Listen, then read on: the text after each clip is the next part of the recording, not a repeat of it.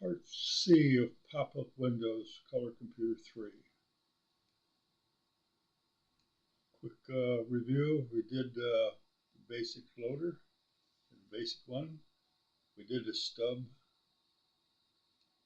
in the last session, so you need to make sure that you're through that before you go on with this one. Here, this time we're going to discuss the pop load, which is actually loading up the actual pop-up code and getting it in memory. And in the next part or so, we'll actually look at a test program to test all this here. Quick review, overview. What we're doing is we're going to, when we get to the test program, it will be down here in this lower memory. We will do a jump subroutine up to the stub, which is buried up here. And from the stub, it will bring in this high-res text screen, which has our pop-up code in it. And our pop-up code will bring in a work page. We'll copy the text screen to the work area. It will modify the screen which you're looking at in front of you. Wait for you to enter a keystroke. When you enter a keystroke, it will copy the original screen back over the copied one back over the original screen. Release this page, back up to the stub, which will release this page. Come back to you. That's what's all the stuff we're going to talk about today. What we're going to do. Okay, again, review of the high-res text screen. This is one block. Remember that the text screen doesn't even quite use half of this block, so we're going to bring our code in here at 3200. So whenever it executes, that's where it's at. It will execute and operate on this screen here. Okay, now we're going to look at the pop-up load program. It's basically in two pieces.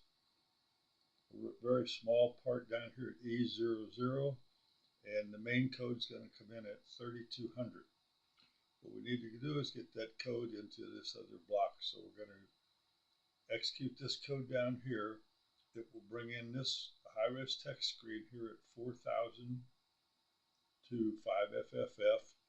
It will then copy this code from 3200 to 5200. So it will be above our actual text screen.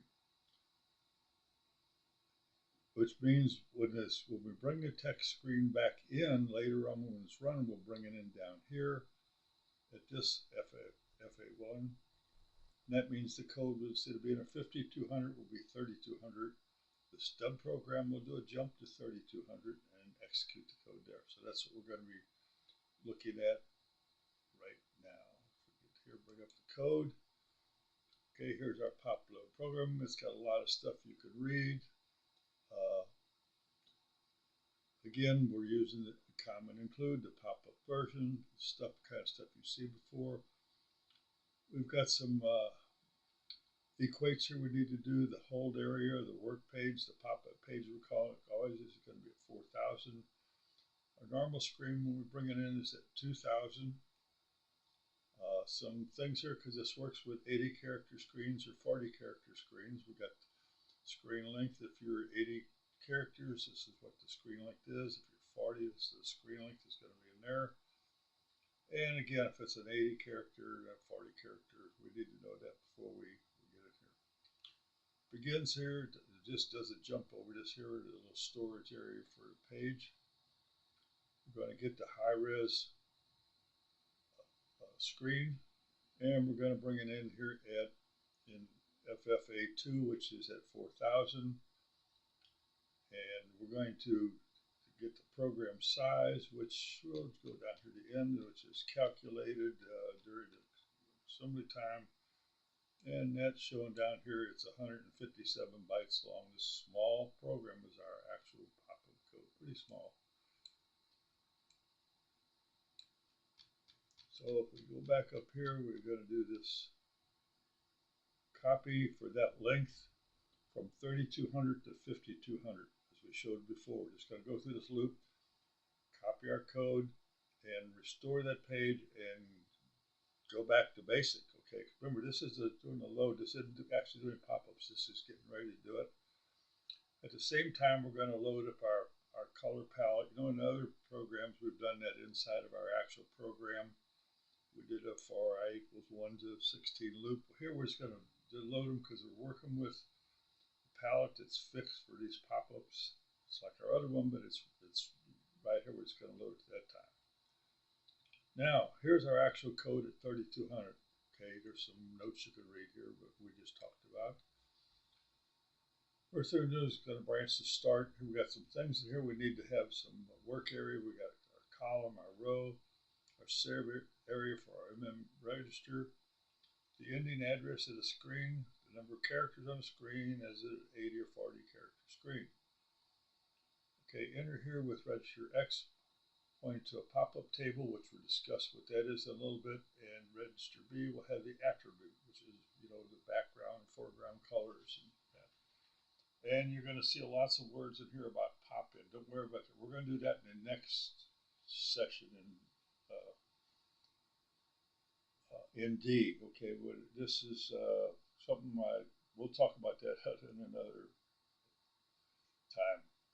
So to start off, we'll turn off the interrupts. We'll store the pointer to the table. We'll talk about the table again in a few minutes, and save our attribute. We'll do some housework first. Load up the house width, okay, which is something that's down in low memory, basic sets. Compare it to a 2. Is it an 80 character screen? If it is, branch to a routine called do 80. If it's a 1, we'll go to do 40. If not, we'll load up an error code FF and store that and save 3. Because it's a 32 character screen and this doesn't work with a 32 character screen.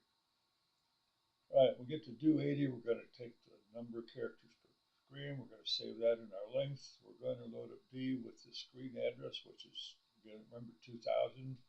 And the length of one screen plus the length of one screen. Remember, we got the character and an attribute, so that's like, in a sense, like times 2. We'll store that in the end address, and we'll load up the length of the line and store it in line length and branch always to do both. If it was a 40 character screen, we'll do the same thing with the equates that we had before for the 40 character screen. So we get down here now and do both. Everything's all set up, ready to actually do stuff. You can read that, the stuff I just explained earlier. All right, we're going to load up B with pop page. That's at block 10. Now you could call that temp page, work page. That's all it is. But for this exercise, I'm just calling it pop page. And we'll branch to our teams called get that page. I'm going to look at that real quick. It's kind of common what we've been doing, but we'll look at it anyway here. Going to enter with the block you want in register B. So we'll get this. Here's the FA2, which is 4000. We'll get there. We'll get currently there, and we'll store that in MM2, so we'll restore it later. And we'll store what you put in B and X, so we'll get that. In this case here, we'll get that page 10 at 4000. While we're here, we'll look at put, which is puts it restore. It could be called, I call them get and put. It could be restore. We'll load up FFA2, and what we stored up here, we'll put it A and we'll store it back, and that will restore it back. Okay, that's what them two particular rooms do. Okay. So here we got that pop-up page. We're going to load up the screen address, which is at 2000. And we're going to get the whole screen, which is at 4000, which we just got. Okay, and we're going to go to a routine called copy screen. That's just the copies from 2000 to 4000 for the length of the screen length, which we calculated up here and stored. Oh, this is asterisk dot. This is something that's in my code. I should have taken that out of here. So we've copied the actual text screen. We're going to copy it now. We're going to load up our pointer to our table, and we're going to. This is a routine that's going to print the message. So I guess we should probably take time and look at the table so I know what we're talking about here. So let's go here, and this is how you access it. Here's a table. We're going to be doing message table 1 first. This is what a pop-up window table looks like. Okay, it has 3 components to each line. We have the address to the line. Now I got to go here, so line 1 is this asterisk. What column we want was at 255. Okay, we'll say it's only a 40 or 80 character screen. That doesn't work. So 255 triggers do an automatic line centering for me. I'm not going to tell you, just put it in the center of the screen. And we have a row. So we'll say, here's the pointer to this, put it in this column and this row. And next one is line 2, which is this line here. Same thing. Center it, column row 11. 3, which says press any key, and then we're going to do line 2 again, because line 2 and this line here, they look the same, so we'll just do that one again, and then line 1 again. That's what it will look like once you execute the code. That's what it will look like.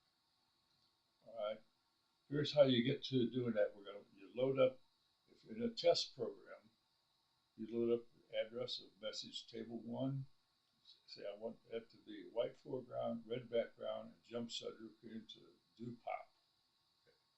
Again, that's what you would get with this table. Now back to our code. We're going to load up the address of where that points to that table. We'll load up what the address of that inside that message block is used, and if it's zeros, it means I should have showed you that when we were there. Okay. Because the last thing in the table is this end of table is zeros. So we get here, if it's equal to 0, we're done. If not, we'll load up the column and row and branch the routine called put message. Just go display one line at a time.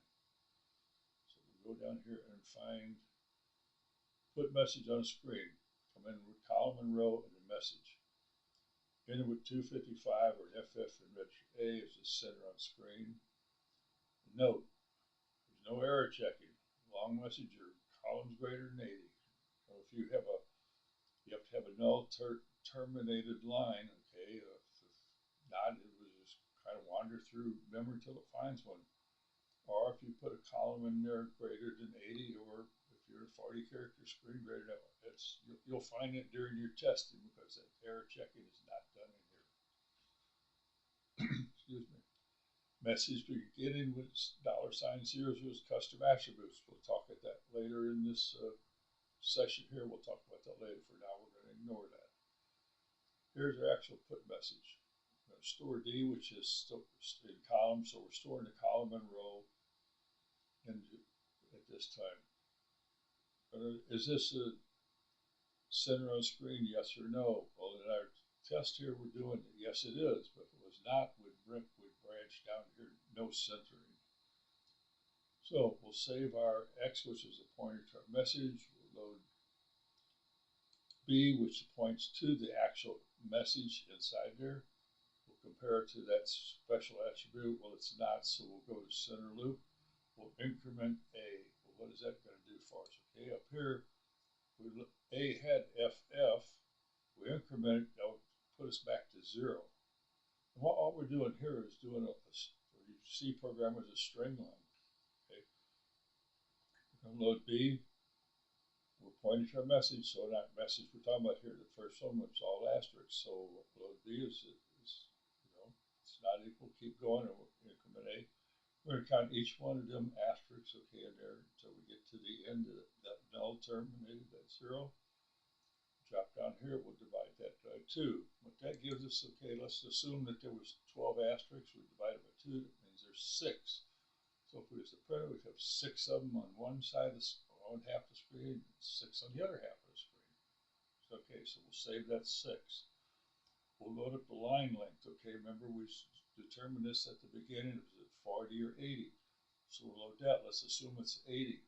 Okay, we'll divide that by 2. So now we have 40. Okay, and we'll subtract what we just stored here. That's 6. So from 40, from 6 minus the 6 would give us 34. So we stored it at 34 in the column. So that's how we decided where to start to print when you center it. Okay, so that's just that quick little routine there. We'll restore back our pointer to our message again and go to set row column. Now, remember, if we're coming here and it was not centering it, we go down here and set row to do is go to this root down here to where actually on the screen are we talking about. Enter with row and column populated, which we just did because we just determined we had the row and we just determined the column either centered or it was entered. And we'll do that. Okay, line length, it's either 80 or 40. That would be the number of rows that we're talking about. Multiply it, save that, clear A, our column in there, add that. This is a routine like we've done before, okay, and we'll do times 2 because we've got the character and attribute. We'll add in the beginning of screen address, which is 2000. So now D has it, we'll transfer it to Y and we'll return back. Okay, from set row column, we know where to put it on the screen. Y has that address. We'll load B with the attribute that we put, that's in the, that we put in what we call this routine. Recollect when we call this routine, we had, message, and our attribute was white and red. Now we're going to get that attribute back in B. We're going to load what X is pointing to, see if it has that C0, which it does not, because we'll talk about that later. Branch to put loop. Now we're finally going to start putting on the screen. We'll load A with whatever's in X, and then in this case here, had that asterisk. Branch of equal, put done, it's not, so store D. We're finally putting it on the screen, because remember we calculated where on the screen, the Y. And D has 2 characters, okay? It has the character that we just looked at, it loaded A, and it has in B, we just loaded here, the attribute. So it puts the character attribute on the screen. Branch always to put, load the next character, which would be another asterisk, and we'll go through this here until we hit that null, and we're done. We're done. Return back. Okay, let's back up here to, oops, too far. Here we just did a message. We put that line in there. We come back up. We bump by 4. Okay. Y by 4. Well, I put it probably an actual screen. Here's the message table in the actual compiled. Okay, so here's message table at line 1 are 255 and our 10. So here's the 4 bytes right there. Okay, we'll bump down to the next one, which is address to the next message. Too many screens here, you're too confused, maybe. So we'll just bump the next one, branch this loop, load it, just keep going through there until we get that 0 at the end of the message, and the loop is done. Everything you wanted is on the screen now. We'll go to loop exit, which is here. This is that pop-in stuff. We're going to skip that. We're just going to go here to do normal, get input, go down here to get in, go off the basic to look for a key, and we'll loop here until you input a key. Now that key could be whatever it is. Your pop-up window could have things like enter 1 to change the background color to red, and have a 2 to change it to blue, or you could have a R to change it to red, or B to blue, or you have a Q to quit. You know, all kinds of things you could have in your window that you're looking for a key, and we'll wait, we'll take that, we'll save that key, whatever it is, we'll save it for the time being. We're all done. Okay, when you hit that in, the first thing we're going to do is we're going to restore our screen. We'll load up our hold screen, which is at 4,000. Our good screen, which is displayed, is at 2,000. And we'll go to copy. This is reverse what we did earlier. We copied the good screen to work area, then we'll copy the work area. And as soon as that copy is done, that screen, the pop-up is gone. We'll get rid of the work page. We'll do that. We'll store it back to what it was. We'll load back up the character that inputted the keyboard, return her up, and we'll do it. Return from subroutine. Okay, where are we returning to? Let's go back in history here. There's our stub that we did. We're coming here, and the stub did this jump proceed to 3,200. Returns back from that program we just did. It's going to return back. It's going to restore our original page, our high red page to override what's going with that and return back to who? The caller, return back to you. So after that trip, we went back, we did the whole thing. We, from here to the stub, he brought this in, this brought this in. When this is done, he returns this back. Here, he returns to the stub, he restores this screen and back to the caller, and everything's back to normal. I would like to say that's done. We've got one more thing to do. We need to go back to this code. We'll do this pretty quick here. With the thing where we had these special situations, which would be put message. Okay, message view with C0 are custom attributes. What does that mean? Let's look one more time. Let's go back here.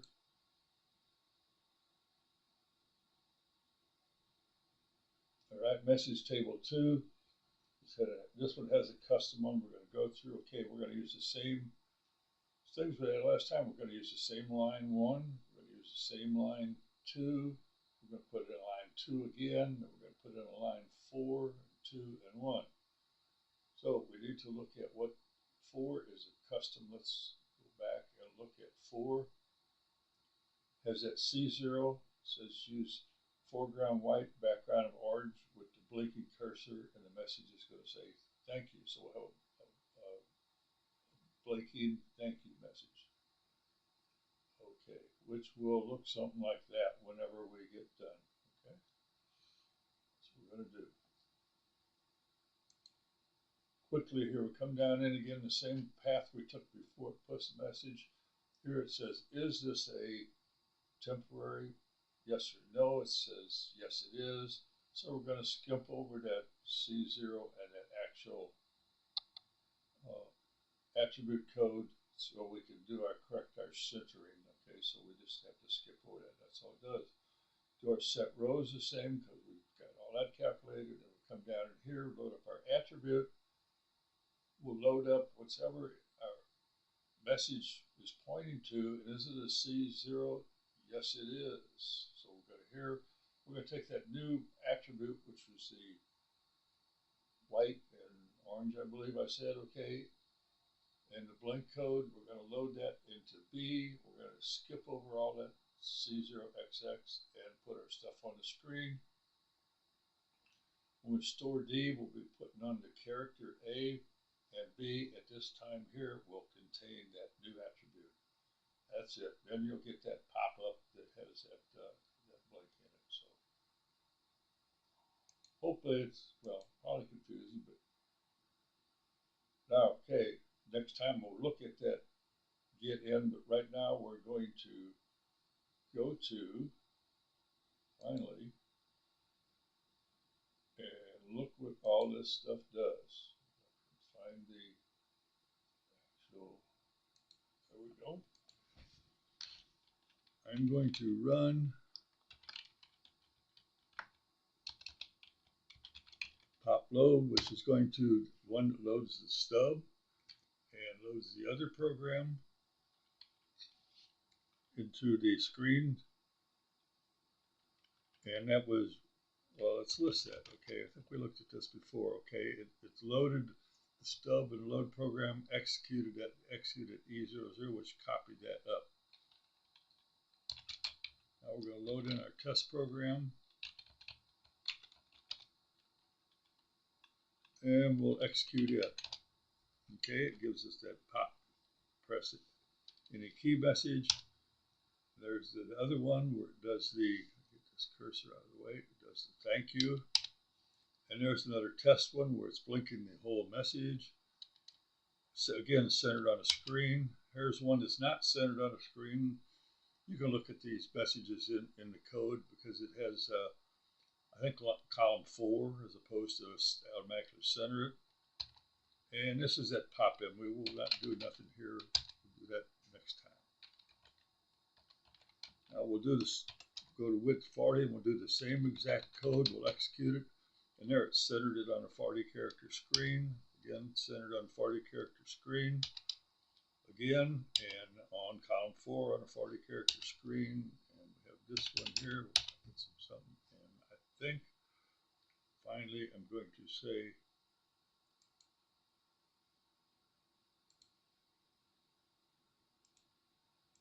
we are done. Okay, maybe confusing, but go back through it. It's not that bad. We'll get to part D. We'll look at that pop in, which you may or may not be interested in. I'm not very proud of it, but I put it in during COVID, so I'd have something to do. It's in there. That will be part D. And in part E, you may or may not want either. That's going to say, how do I interface this stuff with the basic program? We'll go through that in part E. So I will put the source code, even for the pop test. The pop test is pretty straightforward. You can look at it. There's not rocket science in there, and practice and test this program. So that's it for part C. We are done.